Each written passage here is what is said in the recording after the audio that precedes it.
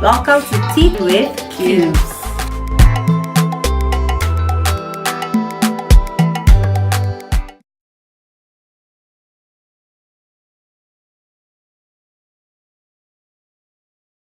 What's up, Facebook? What's up, Instagram? Hi, YouTube. How y'all doing today?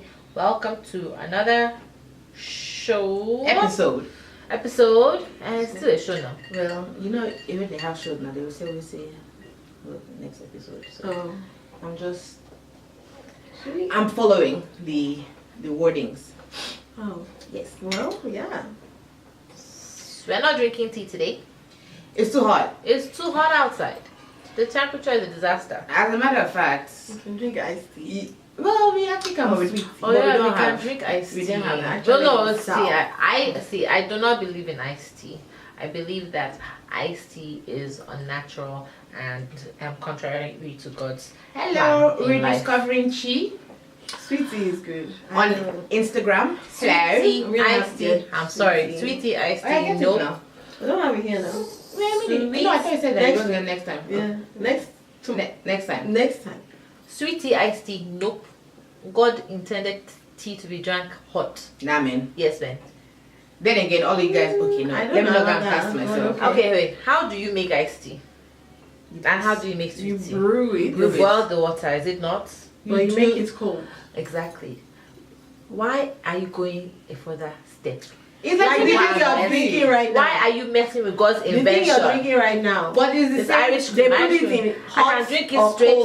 cold. They put ice block inside. Don't go and make it, you know. Oh, thank you, Chi. We are also excited about We this discovered episode. she's very excited about Yes. this episode. Yes. Oh. It's going to be an interesting one. It will be interesting. And Yeah. I'm sure. how, Let let me me ask start you talking. a question. How honest are you willing to get? Oh, I'll get honest. How honest If are I you cry, willing I to cry. get? I don't really What? have That- anything to hide, I guess. That's what I'm saying now. So, like, if it brings out That's what it is. emotions, let it flow. Yeah, it's time to get honest and it's time to get real because I mean, the not- real world MTV snaps. Not like we ever lie, but you know.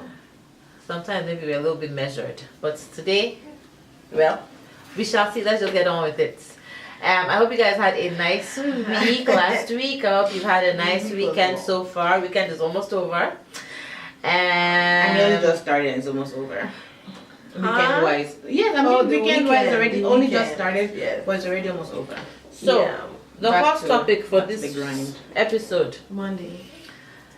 Terrible, terrible, terrible. I don't think we have anything more than this hot topic. It was obviously the suicides that shocked the world. Kate Spade and Anthony Bourdain. Kate Spade was on when? Tuesday or Wednesday? Tuesday, and then his came And on then Friday. his was on Friday. And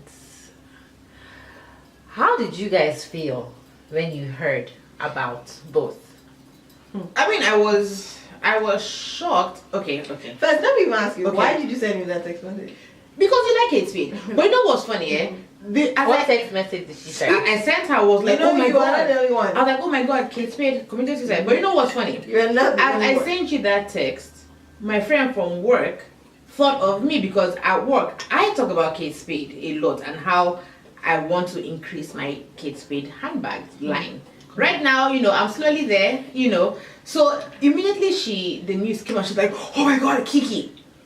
You know, and then me and her started talking about it, and then obviously I sent her the message because you never really know how much influence somebody has on another person. Oh, sad. You know, and unfortunately it always comes out when somebody passes. Yeah. You know, that's really where you now get to like feel the, I guess, the influence they had. Impact, yeah. Yeah, the impact, that's the word. Yeah, impact they had on not just people but like in the world. Mm-hmm. You know, and another thing that shocked me with hers, okay, I mean we'll get to Anthony Bourdain's, yeah. you know, but one thing that shocked me with her own is because you never really see her in the spotlight. You never really hear anything about Right, her. yeah. So, you know, for us who, okay, yes, you know, we go to the shop, you buy your Kate Spade. We probably all are thinking, you know, man, this woman's life, she got it made. Mm-hmm. You know, here she has this amazing, not just handbags, but accessory line, clothing, and everything. Yeah. And just be like, oh, like, you know, thank God, like, you know, there's something out there that when a woman carries, because I'm not gonna lie, when I carry my kids' feet bag, I know you do. When I carry my kids' feet bag, I like, you don't understand, like You feel like a grown up woman. grown like, up. Yeah, you feel like, you know, you've at least Yeah, arrived I somewhere. You might not be where where you want to be. Be. You know, Stay. episode 1. I don't particularly buy other people's purses. They don't appeal to me. I don't I do. have a connection with other. Like I walk into a Coach store and I'm like, yeah, it's cute, but no. And then I walk into and then I go into a store and I'm like, I want that, I want that, I want that, I want that, I want that. So you know, I was hit very hard. Not only because I had actually followed her, like when I started carrying his purses, I went online, looked her up, did all these things.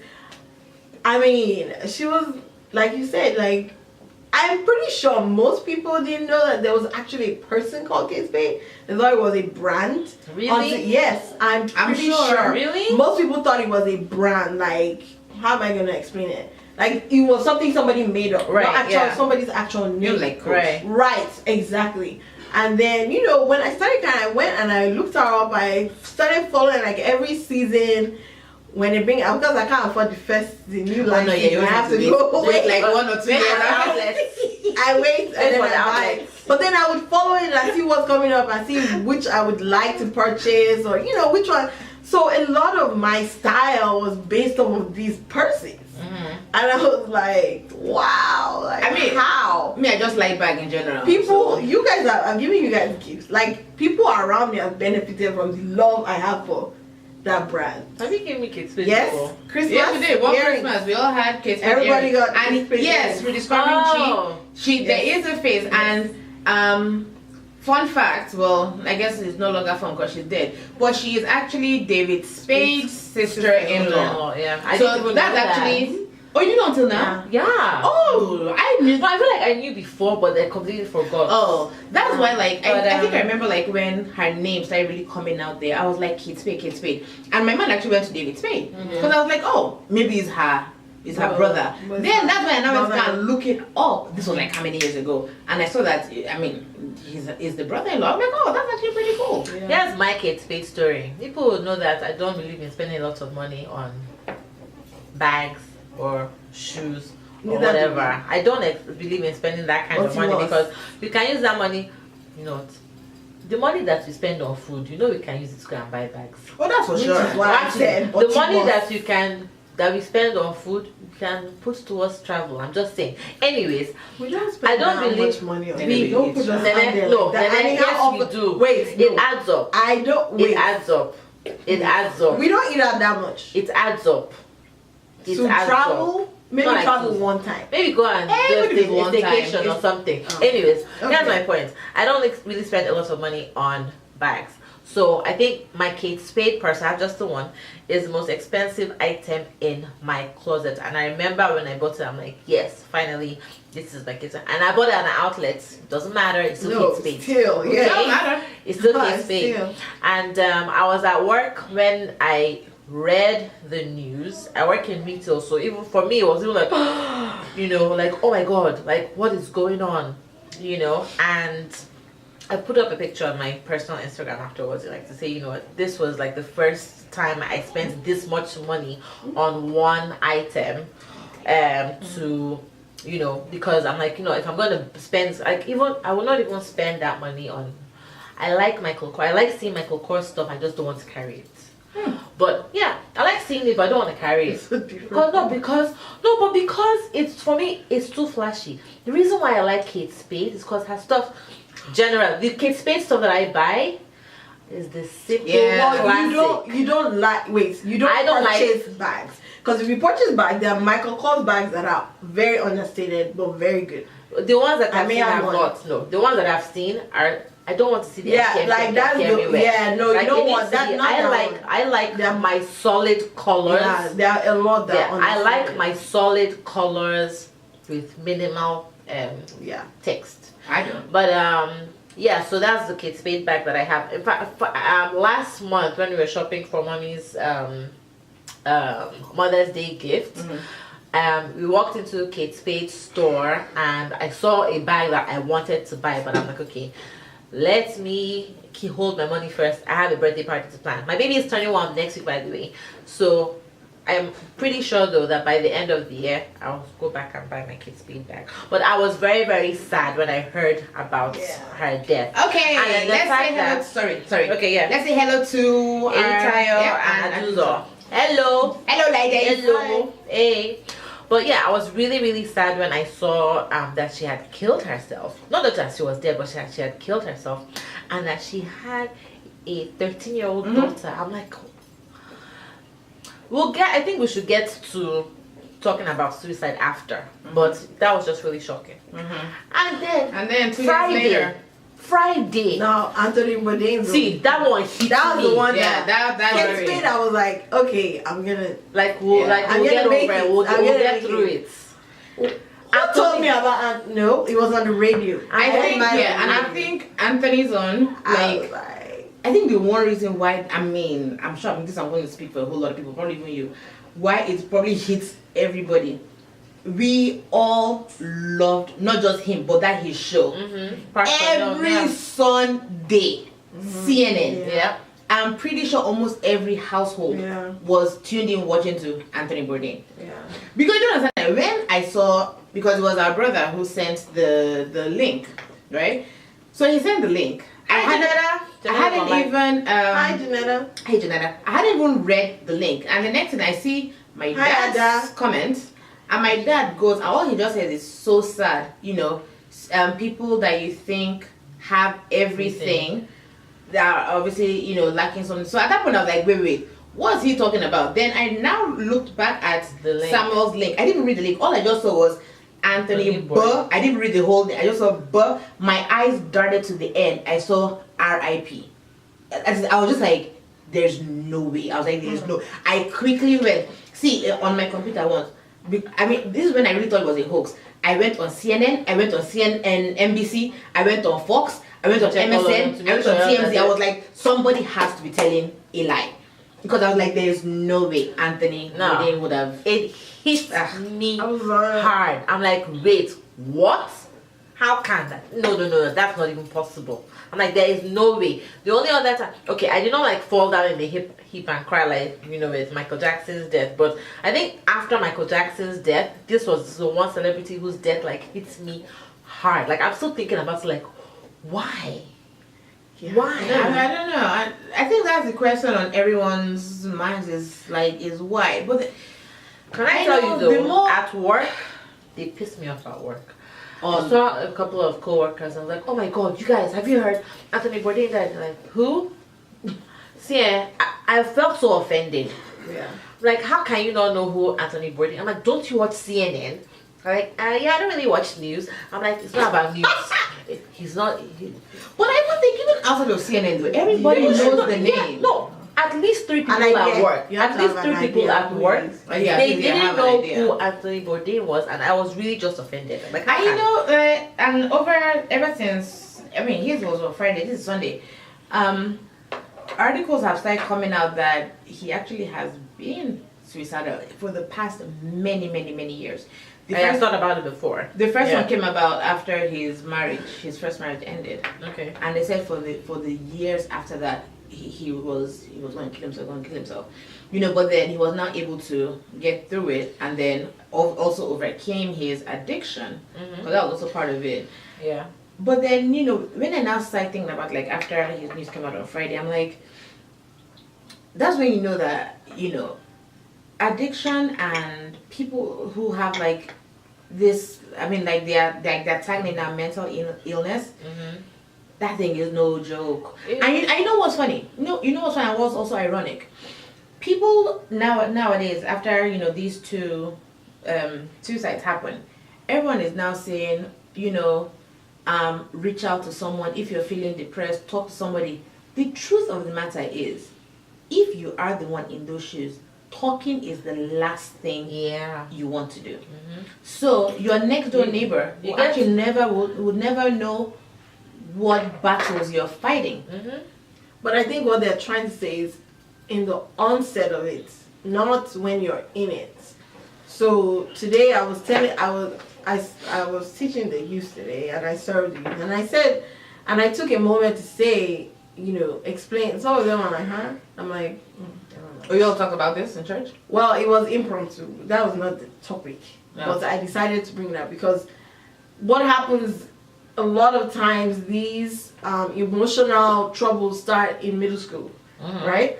And then they manifest in high school, or they manifest in middle school. And they have been, last year there were a few middle schoolers that killed themselves. Yeah. There was one that ran in front of a train, and another one jumped from somewhere. I mean, the trauma really is there. If it starts in middle school, it literally stays with you your whole life, like until you get rid of it. So what I was trying to tell them was, when you begin to feel it, there's always a beginning point. There's always a starting point. You just don't drop immediately. It's like a slow and steady, descent into this hole. And I said, when you begin to feel that, that's where you need to talk to somebody. That's when you need to say, I'm not feeling, my heart doesn't feel well. So when I just feel weird right now, and I feel really sad, and I feel like I can't get anything right, and you need to use those words to begin to express those emotions, right? Yeah. Because that's the only way like you're saying, I agree with you, when the person is in the hole, they're not going to come out and say, oh, this is happening to me right now. But when that slope, you can still catch at the beginning point of it, right? So I think that's when it's helpful. I think though it's also, it's not just, I see your point, and I see your point as well. But like on one hand, yes, you should reach out if you are feeling in that, if you're slowly getting in that pit of depression. Although, to be honest though, sometimes it's not a gradual process. Sometimes it just comes and it hits you like a ton of bricks, and you literally feel like, even if you even start talking, if things don't seem to get better within a specific amount of time, you start withdrawing, like, okay, I keep talking about it, but nothing is happening. I keep talking about it, and I'm just not feeling any better. I keep talking about it, or I keep praying, or whatever, and things just don't seem to be getting any better. And you begin to get to a point where it's like, okay, you're tired of complaining. You're tired of being the one who is needy all the time. You start to feel guilt. You start to feel shame about, first of all, you're already depressed about something. You're already sad about something. And then now you're adding guilt. You're adding shame to it. And it just makes you feel like, I'm just not going to talk to anybody anymore. Yes. And I think that as loved ones, if you have friends, if you have family or whatever, there are sometimes where, if you're seeing that somebody is struggling, you know what, maybe they don't even need to talk. Maybe just, hey, I bought you ice cream. Here, have ice cream. Or you just come and, hey, I'm taking you to go shopping. We don't need to talk. Hey, I'm going to do this for you. Hey, I'm going to do that for you. It's not necessarily all. Sometimes you're tired of talking. Like, I don't want to talk about this problem anymore. I am sick of it. And I'm talking from experience because I've been there. Where I got to the point like, I don't want to talk about it anymore. Don't ask me any questions. I will not tell you anything. Please just stop. And so I think that there are two sides to, the coin. The reason why I'm bringing this up is I saw on Twitter, this lady was talking about how her father died, I think it was 2 years ago, and it hit her so hard that she cried. She said it was 19 days straight. She could not do anything. She had just moved to a new apartment. She could not even unpack the boxes. Her friend called her and was like, hey, I just want to check on you or whatever. And she was like, yeah, okay, like, I'll be fine. And the friend immediately sent messages to all her friends. Listen, this girl is hurting right now. Let's go and unpack her boxes for her. We are not going to go and talk to her. We're not going to do anything over. All we're going to do is just unpack her boxes. And he didn't tell her. Nobody told her. All she knew was that somebody rang her bell 2 days later, and the next thing it was 20 people that walked in. Hey, just sit down. We are unpacking your boxes for you. And they unpacked she said that for her, like obviously she could have gotten really, really angry, like how dare you? Why did you, why would you do something like that and not tell me, whatever. But for her, it was like they're not reaching out and telling me, oh, come and talk to me or whatever. It was just they're doing something. Right, and that was where I was going before we started. That what I said, I did tell them to talk, but you have to talk to someone who is going to continually shine the light. And shining the light doesn't necessarily mean speaking words. Shining the light can also be acts, but you need to be in contact with somebody who will shine the light. Regardless of how the light is, they must shine light in that darkness. If they don't shine light in the darkness, like you're saying, you can talk to whoever you want to, but if the person is not giving you any, it's not, I don't even know how else to describe it, but shine light. If the person is not like bringing some kind of solace, then it's not working. That's why people say move from one counselor to the other. If this counselor is not right for you, then move to the next one. But you must find someone who will shine the light. Because even though those friends came, they shine their light, but inadvertently that has opened her up to be able to talk about that thing, to release it. If you don't talk about it, you can never release it. So you must at some point, but the person who is around you, the person you either take the first step or they take the first step, has to continually shine the light. They must be there holding that torch the whole time. We've got some good comments on Instagram. Happened to you too. Anyway, so a lot of people are saying that they understand that, yeah, they get that. Sometimes, like, you just need to be there for the person. It's not necessarily to talk, just be there for that person. Yeah, and Janetta had a question, saying, or asking if we feel the media plays a part in glorifying suicide unintentionally. I guess somehow. I mean, with that thing of 13 days, the 13, what is 13 reasons why. 13 reasons why. I guess based on I guess so, because when that thing came out, it was like things started happening to these teenagers. I'm not even kidding. Like, I was a part of that experience, and it was not a book though. Yes, but what I'm saying, when they watched it, when it was released, and people outside, like people in their random homes, were watching it. The aftermath of that was terrible. It was a disaster.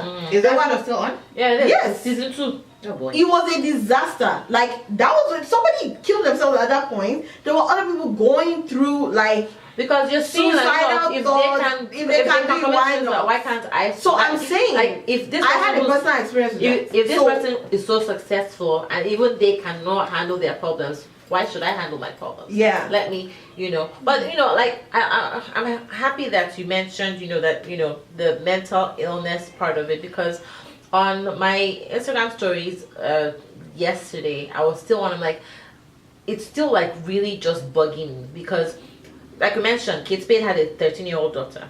Anthony Bourdain had an 11-year-old daughter, and in fact, he had said before that she was his reason to live. Just 2 years ago, he said that she's his reason to live. And I was like, okay, was she no longer a reason for you to live? And there's some people who say, well, people that commit suicide, they're selfish, they're not thinking about other people. I'm like, just imagine the amount of pain that they must have been in, that they could not even, that even thinking about these young children of theirs was not enough to pull them out of it. Think about the pain. And like somebody mentioned to me, she's like, listen, Barry, that's why I'm telling you, this thing is an illness. Think about it as cancer. You're not choosing to have cancer.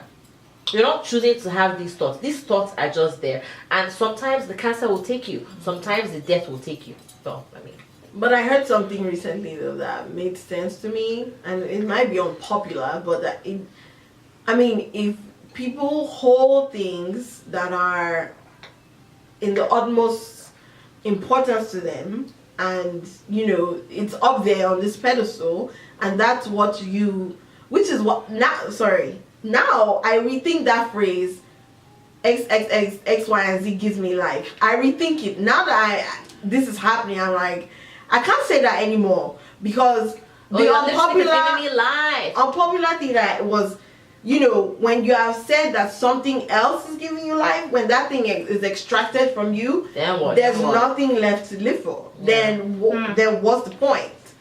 What's the point? You see what I'm saying? Like, when you have held it so there and so close, like, all my energy, all my power, and this thing is stripped from me, then what else? What is life? What do I need to live for? Which, you know, for me, it makes a lot of sense for people who commit suicide.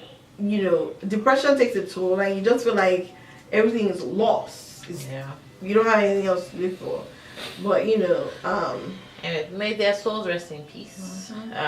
The truth of the matter is that they were very influential in a lot of people's lives all over the world. Those are people that you would say are true icons, and may God give their families and their loved ones the strength and comfort to deal with these losses, because it is hard. It is hard. I don't know if you guys saw Val Kilmer. Val Kilmer wrote a piece after Anthony Bourdain, and he was mad.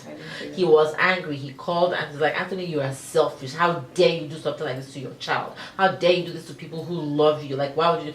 And is he a friend of yours? I don't know if they actually met, but he was angry, and a lot of people attacked him, like, why would you say something about, you know, but like somebody else said, he's also grieving, and this is his way to grieve. And a quote that I saw on online afterwards was that suicide has many victims. It's not just the person who died. Everybody around. Everybody around. Their family, the their person friends. that died is the person that escaped it. That's it. They Yeah. left the situation. They left the chat, basically. Yeah. And then everybody else is still in the chat, but without them. That's how it is. Okay, so hello Nika, we've talked hello about Miss the Binia on hot Facebook. topics for a long time, but let's get to the main topic of the day, which is, are you where you thought you'd be in life?